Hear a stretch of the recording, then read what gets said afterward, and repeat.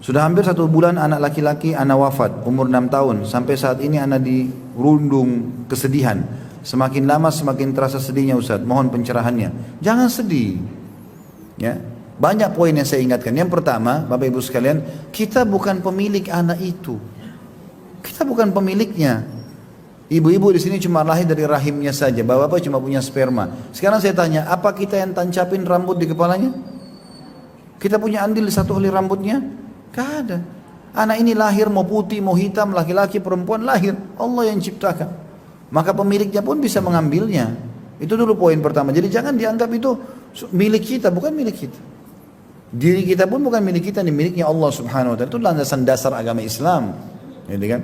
Itu yang pertama. Yang kedua, anak-anak kalau meninggal, teman-teman, siapapun meninggal, bukan cuma anak-anak, orang tua, siapa saja. Kalau meninggal, itu bukan hilang. Pindah alam. Pindah alam ke akhirat. Yang kita semua sebagai orang beriman tahu kita akan menuju ke sana. Ketemu, bukan tidak ketemu. Cuma dia dahului kita. Waktu ponakan saya meninggal di Makassar, umur 19 tahun. Anaknya Masya Allah tampan, pintar, prestasi di sekolah, bakti sama orang tua.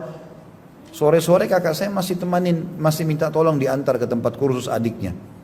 Pulang, rupanya maghrib, dia sholat maghrib, ditelepon sama temannya minta dijemput di bandara. Pergi, keluar dari pintu tol, ditabrak mobil truk, meninggal.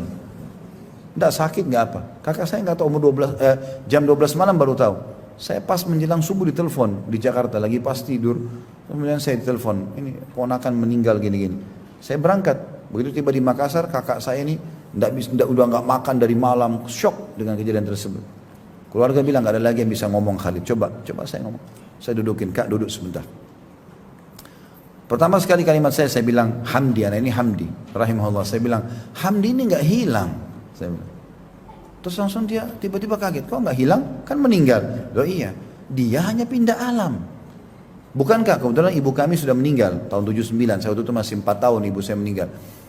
Ibu kita sudah meninggal kan? Tapi itu dalam syariat Islam sedang menuju ke akhirat. Bukankah paman kita si fulan juga meninggal? Bukankah tante kita si fulan ini banyak keluarga saya sebutin semua meninggal. Itu nggak hilang loh. Mereka menuju ke akhirat dan memang kita sedang menuju ke akhirat semuanya. Jadi nggak hilang, jangan difahami hilang. Yang penting tiket kita sama, iman dan amal soleh. Ya. Tujuannya sama. Kalau kita sama-sama ke Surabaya nih, saya bilang waktu itu contohnya Makassar, Surabaya. Sekarang tiketnya anak ini jam 9 pagi, saya sama kakak mungkin tiketnya jam 3 siang. Tapi kita sama-sama ke sana kok. Yang penting tiketnya sama, iman dan amal soleh. Sama-sama di surga, gitu.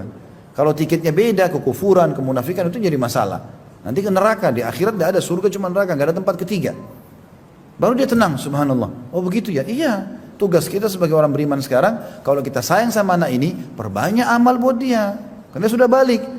Apa yang harus dilakukan? Mula anak itu punya motor. Motor ini jual, masukkan ke masjid atas nama dia. Pakaiannya kasih teman-temannya miskin. Sedekahkan atas nama dia.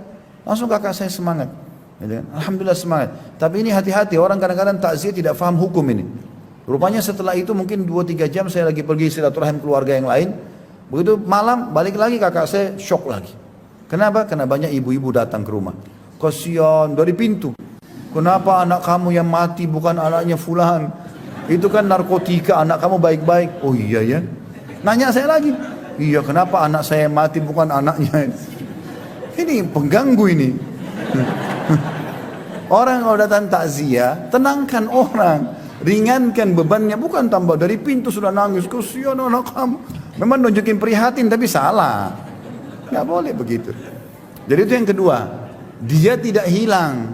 Ibu yang bertanya ini nggak usah khawatir, gitu kan? Dia tidak hilang. Yang ketiga, berita gembira yang luar biasa karena anak ini meninggal 6 tahun, belum balik. Ini aset buat bapak ibu ini.